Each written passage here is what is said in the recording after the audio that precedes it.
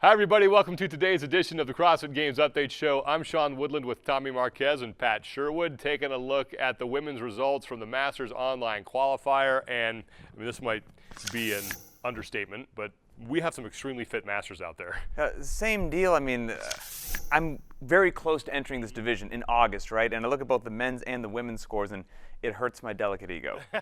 I'm nowhere close to this division, and they're still hurting my ego. Thank you for reminding us, Tommy. 40 to 44-year-old division. Karen McAdam is the woman who comes out on top there in the online qualifier. But as we head to the games, her staying there is going to be a pretty tall order. Yeah, Sean, this is a division where I would expect that the final CrossFit Games leaderboard may look a little bit different than what we see at the Masters Qualifier, primarily because there's 4 women in this division that have qualified for the CrossFit Games in the open individual division.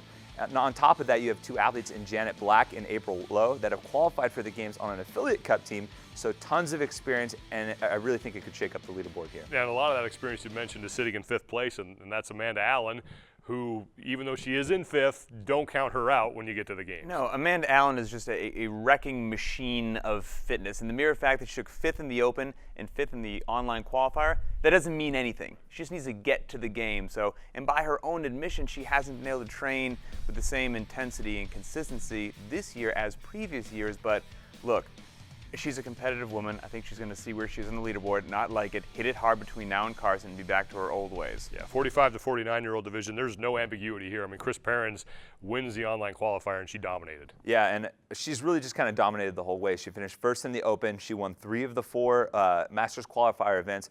Her one event where she took 5th was in the snatch, and really only 6 pounds separated her from 5th to 1st place in that workout. She's, you know, an experienced athlete coming from CrossFit the Club, where she competed on their affiliate cup team last year. And really, Sean, I think this is her race to lose at this point. Well, a woman we expected to see up there on top of the leaderboard, along with Chris Perrins, was Lisa Mickelson, but she doesn't submit scores, so not going to the games. This is an absolute shame. I tried to track down what in the heck happened, couldn't find out, but this is a big hole in this division. So Lisa Mickelson, 18th in the Open, has been to the games 3 times, twice as an individual, both those times taken 1st place. And then in 2011, she went on CrossFit New England's team, and they won the whole thing. So point being, every time she's gone to the games, she's been a champion in one way, shape, or form. So for her not to show up, it's a big deal. So 50 to 54, that's where Shelly Eddington comes out on top of the leaderboard after the online qualifier, and she really was the model of consistency in the Open and then in the online qualifier as well. Yeah, and consistency is something we preach all the time on this show, talking about how you win at the CrossFit Games.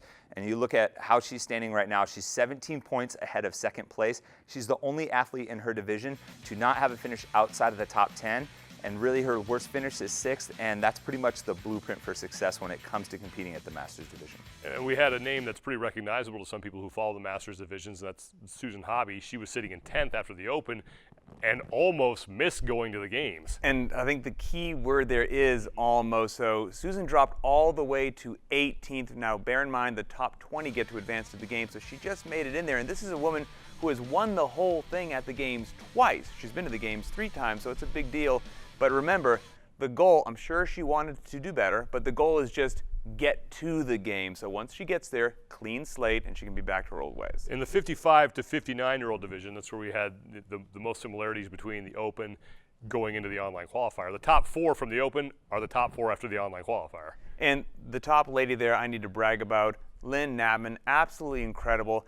Her coach is Chad McKay, badass out of Australia. She was 1st in the Open, 1st after the online qualifier was said and done, and she just needs to get on the plane, show up to Carson, and she's going to be the only master in history to have competed in every single CrossFit Masters competition. So absolutely amazing.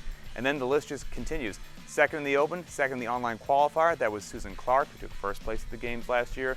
3rd in the Open, 3rd in the qualifier. We had Michelle Barnes, only 1 finish outside of the top 10, extremely consistent. And then, you guessed it, 4th place was 4th place, Patty Faya. So this division was just stacked perfectly. Yeah. And then we break from that trend in 5th place, and that's where Heidi Fish was able to make a pretty significant jump up the leaderboard thanks to the online qualifier. Yeah, and it should be no surprise because this is going to be her 5th trip to the CrossFit Games, so she's no stranger to competition there.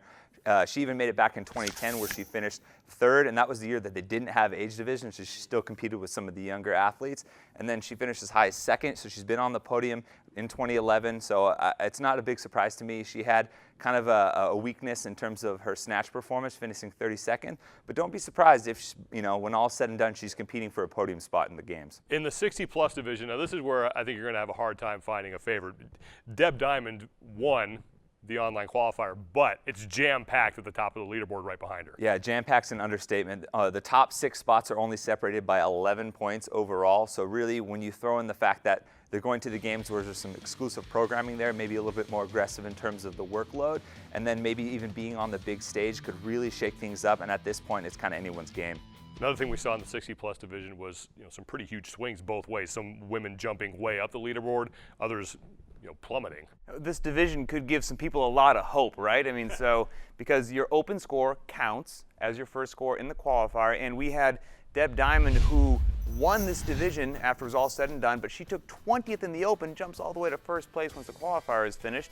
Then you had Stokovic, 18th in the open, takes second in this division, but then the opposite also happened. You had Mary Schwing, first place in the open, drops all the way to 14th in the qualifier. Again, she did her deal, which is she needs to make it to the games, but it was a little surprising given the fact that Mary's been to the games 3 times, and those 3 times look like 2 second places and a first place. So again, we'll see what she does once she makes it to the big show. Yeah, definitely looking forward to watching what goes down in Carson when we get to the games. Before we leave you guys, we want to make sure that you check out a documentary that's on our YouTube channel. It's called Live, Fate Loves the Fearless. It's about Miranda Oldroyd and her journey from a broken neck to competing at the CrossFit Games. And Pat, I know you're good friends with Miranda. You were involved heavily in this documentary, and it's really an inspirational story.